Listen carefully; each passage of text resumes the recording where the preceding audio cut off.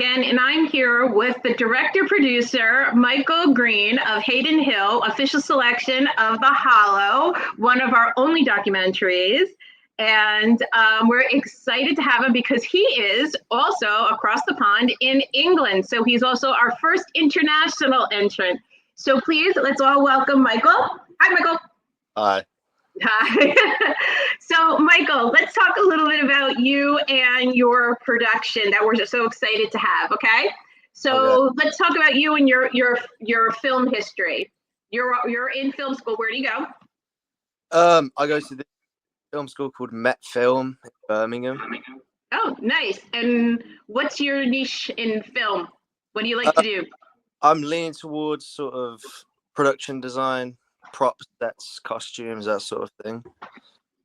Yeah, I noticed on your Instagram, I see you creating a lot, of props and costumes and stuff like that.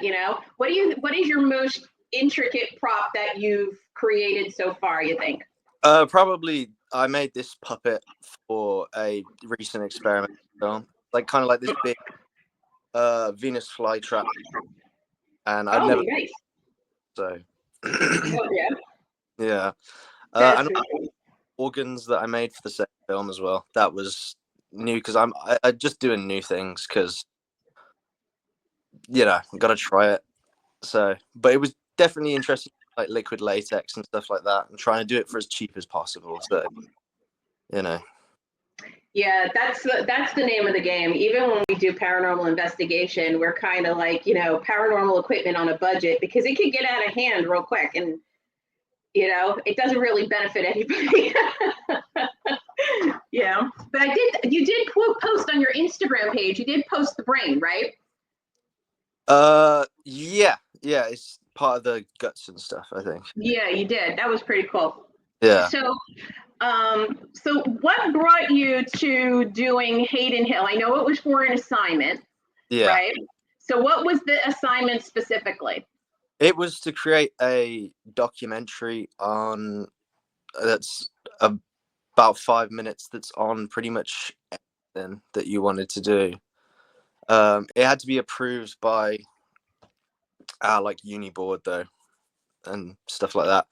But we floated a lot of ideas around. I was in this group beforehand that we got for it, but basically we're in this group, and me and this one guy who I'm friends with in the group, we came up with this idea to do ghost hunting. Mm-hmm. We're planning to go to York because that's supposed to be one of the most haunted cities in Europe. Mm-hmm. And we were planning to go there, but it wasn't approved. They wanted us to film it somewhere in Birmingham, and then after a while things kept getting delayed, and the rest of the group went and filmed something completely different without knowledge. So we were like, well, what are we going to do? And then he worked something out where I'm not sure what he did, but I thought, well, I still want to do the ghosts documentary, I want to go somewhere paranormal. And so I found near where I live, this town near me called Hales Owen that had this house called Hayden Hill, and it was one of the old in the sort of district. And I thought, I looked up a bunch of history and went ahead with it basically. That's pretty cool. It's a gorgeous house on the inside. Now, is this a museum open to the public?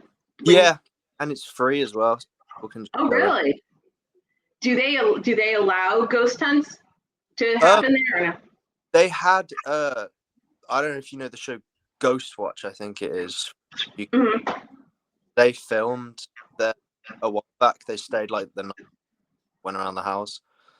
Cool.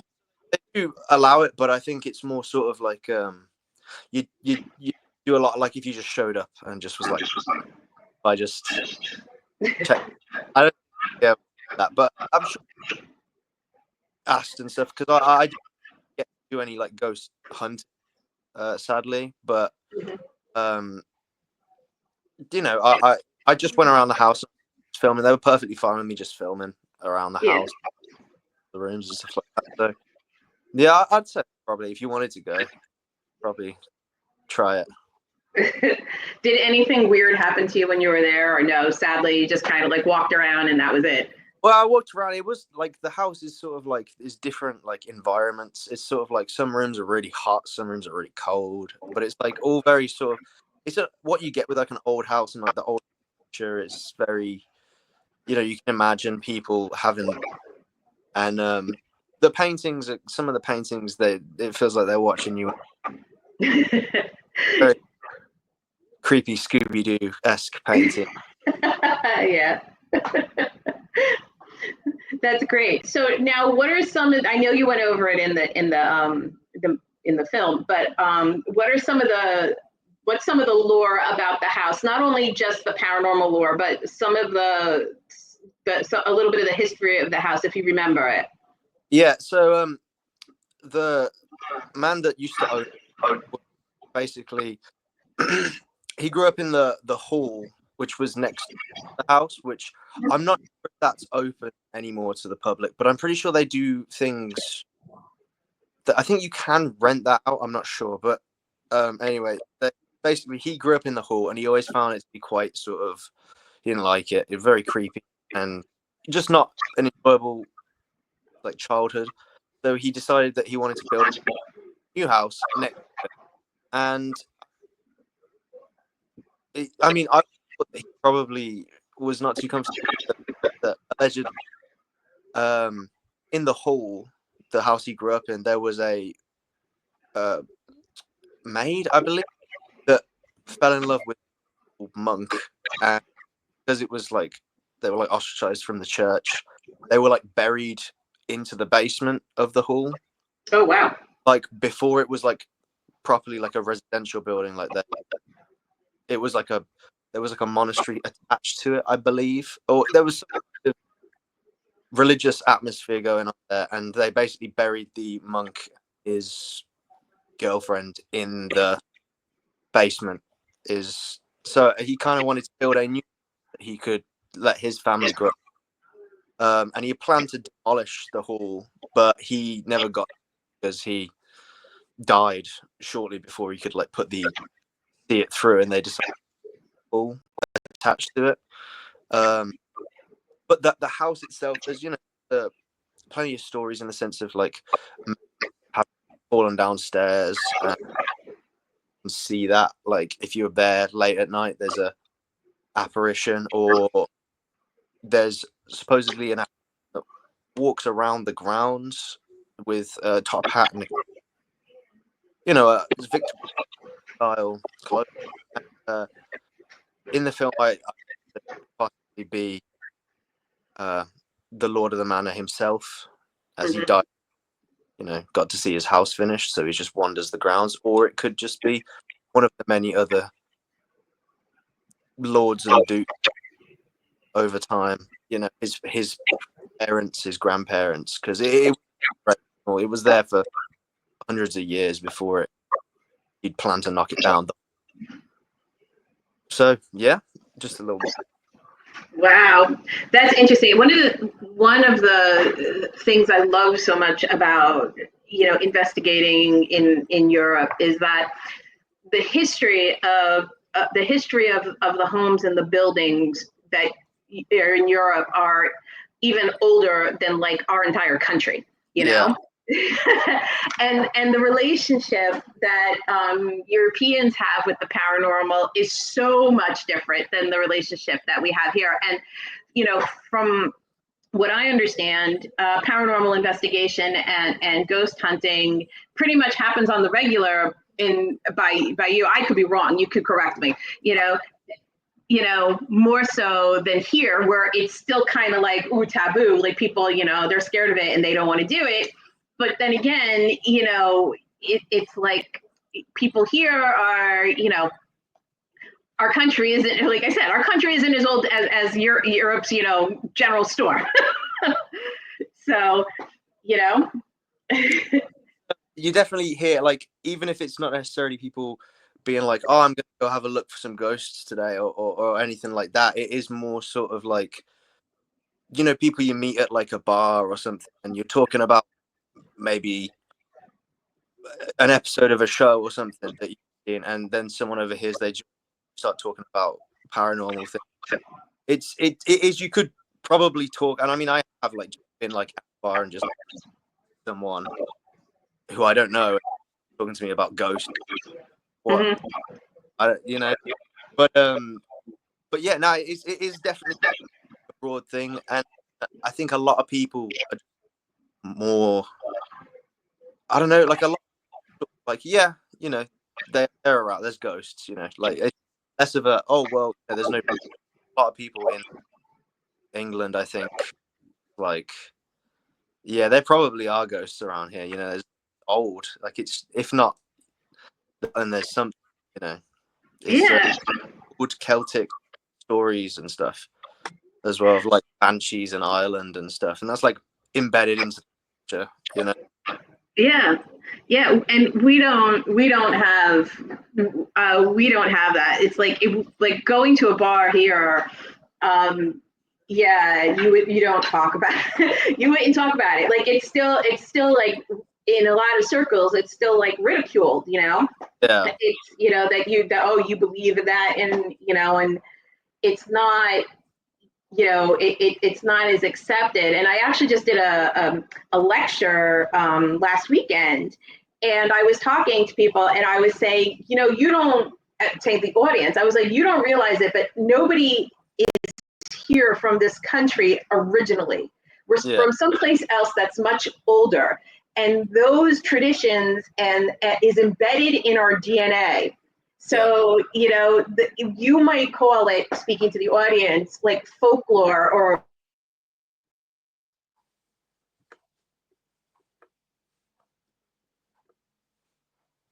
what happened? Oh, there we go. I don't know what happened. It's the paranormal again.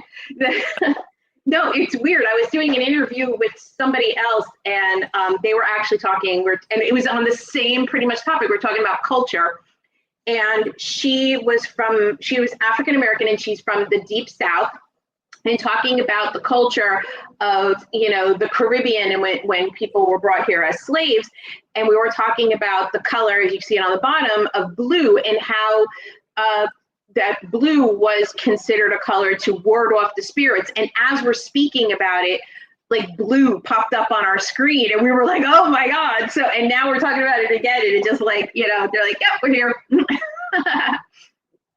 So yeah, so going back to talking about that, everything is, older, and there's more of an appreciation of ghosts, and like, yeah, they're here, and it's kind of like accepted that they would be.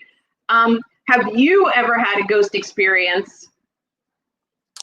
I'm not sure if I've had a ghost experience. I believe I've seen, like, I've had like, and a lot of people like say that I'm crazy for this. Is that me and my friend, we were hanging out one time. This is when we were like 16, and we were just in like a park somewhere, and we looked and it was pitch black, and we like spinning red lights, like a triangle spinning around, and we were convinced that we'd some UFO or, but I don't know.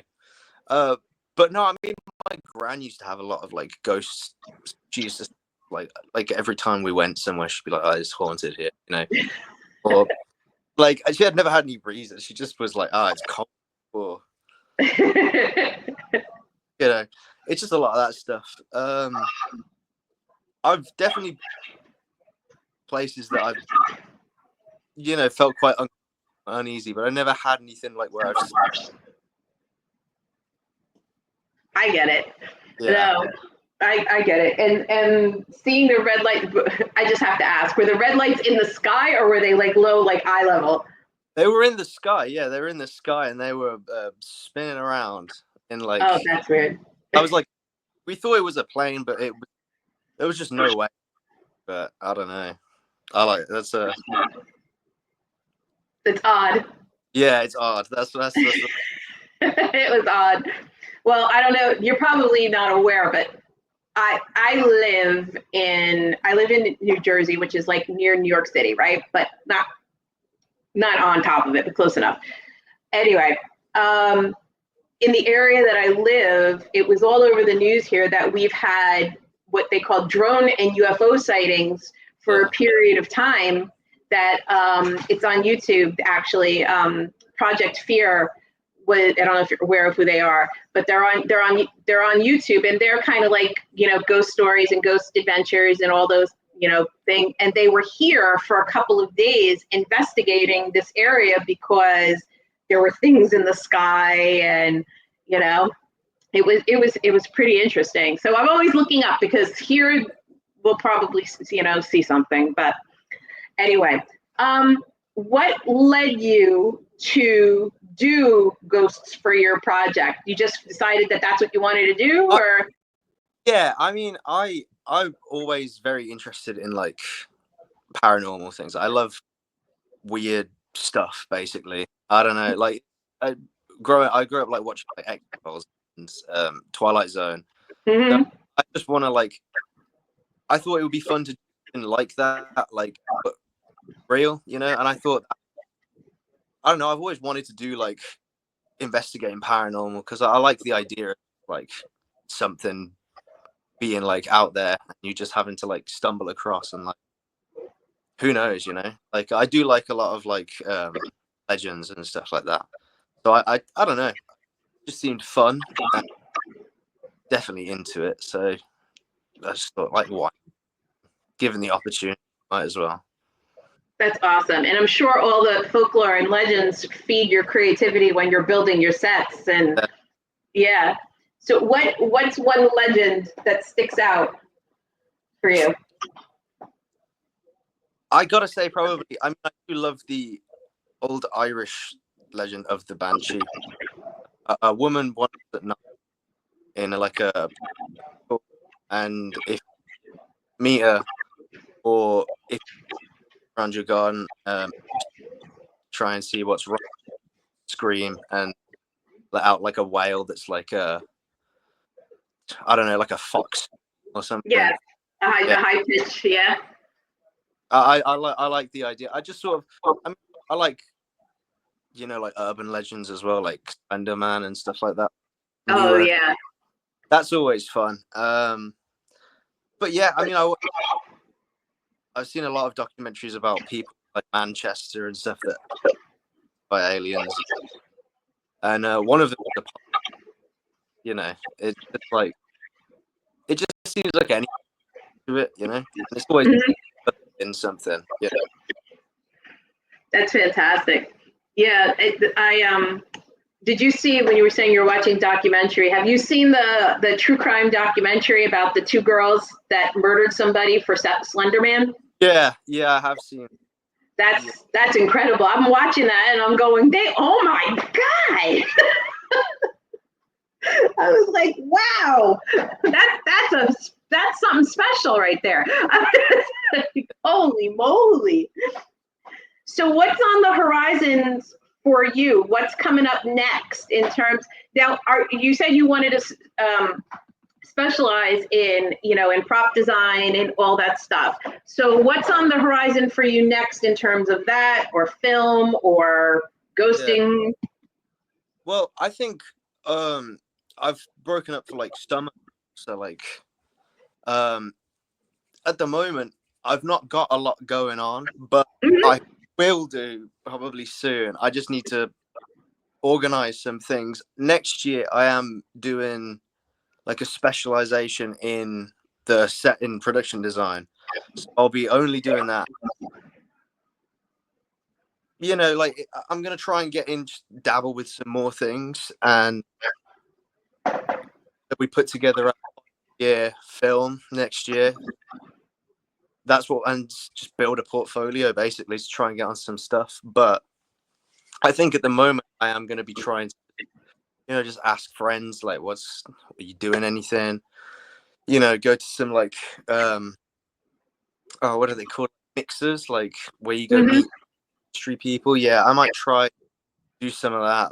But at the moment, I've been thinking over the summer at least, I'm going to try and do some sort of art films. Oh, nice. Short art films and like horror film, you know, like just some like stuff like that, because I do quite like it, and I got a few things that have been on like the back burner for a while. Yeah. Doing like uni work, and now I've just got like a few months to be able to just do some stuff, take my time with it, and have some. That would be awesome. I would love to see a horror film that you do with your creativity and stuff. I think that would and even tie the banshee in it if you could. That would be sick. That would be really, really good. So where can people find you? Because I'm going to scroll it across down here because I have a feeling some great things are going to come out of your work. So I want to make sure everybody knows where to find you. So where can they find you? They can find me on Instagram. And YouTube. I do need to put up a lot of my work on. I haven't got a lot on there at the moment. I have some like. What's your YouTube channel, hon? It is called Lobotomy Machine. So it's called. Can you spell it? LOBOT MY. Yeah. Lobotomy Machine. Just machine. MACHINE. Okay. So in your Instagram is Fetch Me They Souls, and about anything else? Any other social media? A website? Anything? No, I do need to make a website, but I haven't got any other social media. It's just YouTube and Instagram. All right. Let's see if this Lobotomy Machine. Let's see.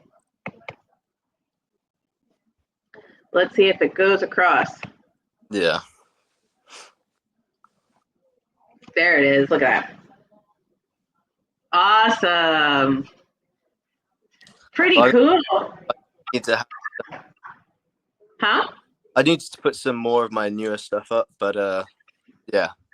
All in good time. You wait until you get those special ones, and then you put them up. I'm not a big YouTuber either because it's a lot. For me, it's a lot. And then I always second guess myself. So I'll create something, and then I'm like, nah. And I'm like, I don't like that, and then I take it down. But it's one of those things that you have to do sometimes. Like this will be on YouTube. You could use this on your YouTube. So anyway, thank you for joining us. I'm going to play an outro. Thank you. Right. Is there anything that I forgot to ask you that you want to talk about? Oh my gosh.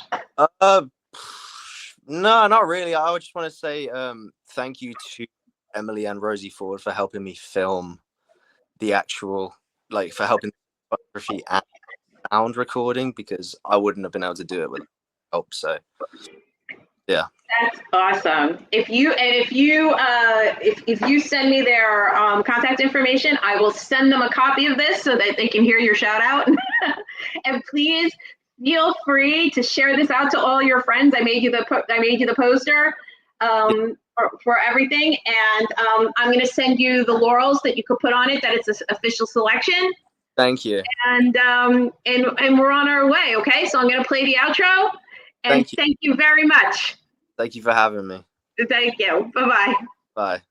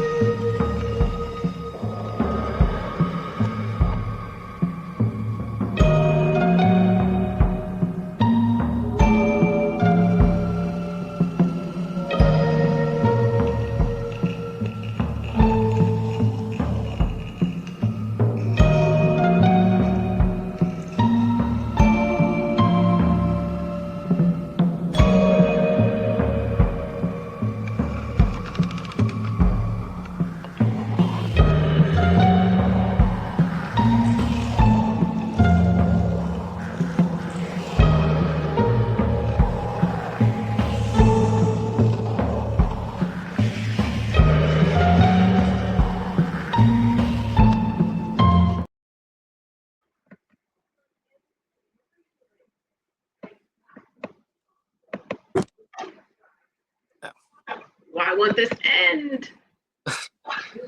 you like me to leave it? What? It's still Sure. recording and I don't know why.